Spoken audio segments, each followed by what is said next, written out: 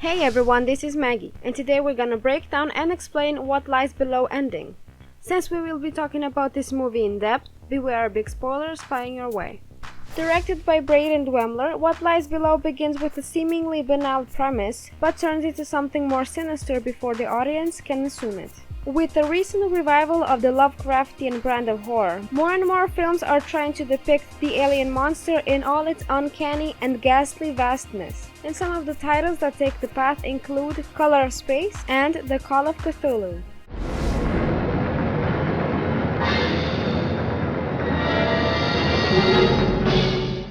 The story revolves around socially awkward Liberty, her mother Michelle, and her mother's nearly perfect, considerably weird, and often topless boyfriend John Smith.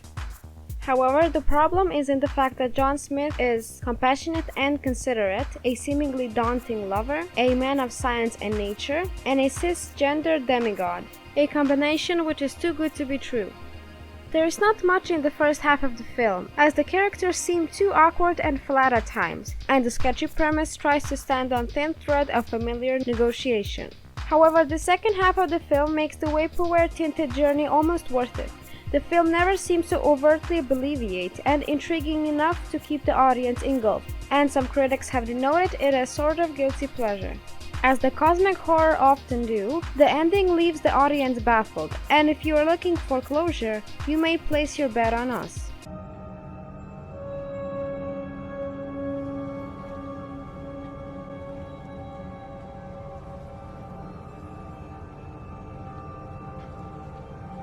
Liberty, or Libby, or to her doting mother, baby girl, returns home from summer camp. Libby's mother, Michelle, is overtly curious about Libby's sexual life, and she is annoyed. Libby is genuinely awkward around her overcompensating mother, but her mother tries to cheer her up by letting her drive the car.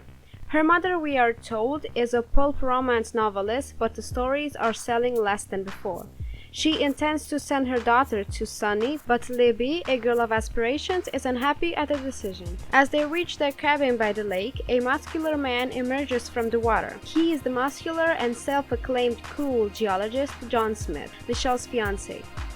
Libby initially has a love-hate tendency towards her mother's boyfriend, but soon falls for his charming, deceptive tonality.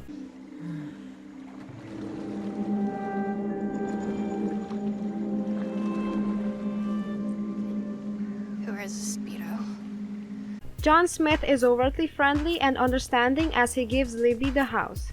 John keeps giving Libby odd signals, sometimes getting too comfortable in the process. As both of them are people of science and rationality, they start to form a bond of intellect and mutual awkwardness. But Libby soon finds out that the intentions of John Smith may not be as worldly as he claims them to be. In the meantime, Michelle is probably pregnant, and in the absence of John, Libby goes to the town to buy medicine and catches John with another woman. Could it be that John is a parasite in search of a host, like the lampreys that he is so obsessed about? Libby's life is going to turn on its head as the intelligent and beguiling monster creeps its way into her family. You want to help me pull some samples from the lake?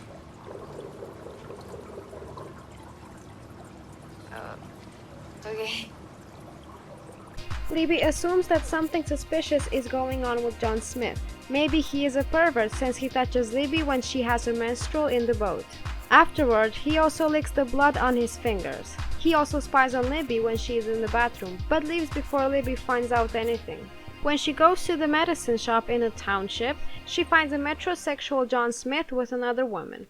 As she touches the woman's back, he looks back at Libby with a teasing glance.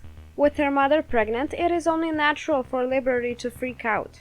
After finding out that the signals are artificially blocked from the house, she sends a SOS signal to her BFF Marley via text. Marley arrives and goes to confront Michelle about the predatory instincts of John, but oddly, the next scene sees Libby waking up from sleep. Marley, we are told by Libby's mother, has left a while ago. Oh, hey. Marley left a while ago. Why didn't you wake me? Well, we tried. You were passed out. But genuinely scared, Liberty decides to disclose Michelle's real age, which is 42, to her young love. Michelle previously told John that she's 35, and John, seemingly furious, leaves the house. However, later at night, Libby finds her mother and John united in passionate fornication, and scales seem to grow on John's body. As the story paces towards its end, Libby gets to know that he is an agent of the uncanny, the monster that lies beneath the facade of a perfection, a fearful symmetry. As light and colors give way to dimensions of the mind, the actual monstrous form of John Smith reveals itself.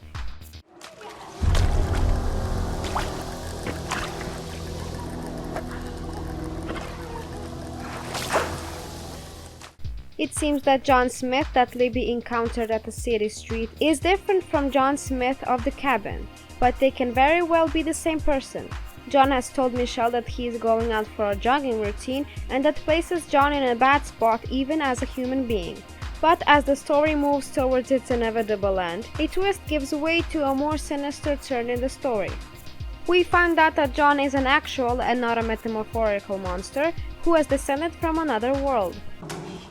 You. Yes, me. You must. Before we continue, be sure to subscribe to our channel and ring the bell to get notifications about our latest videos. In the final moments, Libby tries to escape with her mother from the blasted house where John Smith has held them captive. And Libby wakes up tied to a chair in another room with multiple Johns tearing down the partitions. As the John of the cabin vomits a radiant dollop of otherworldly energy and feeds it to Libby, she wakes up in a chamber filled with liquids. As she gives a sly and demonic smile, the last scene sees her slowly turning into a monster herself. The suggestion is that all the John Smiths are part of an otherworldly covenant who have come to Earth to extend their genes through mutating women into aquatic monsters.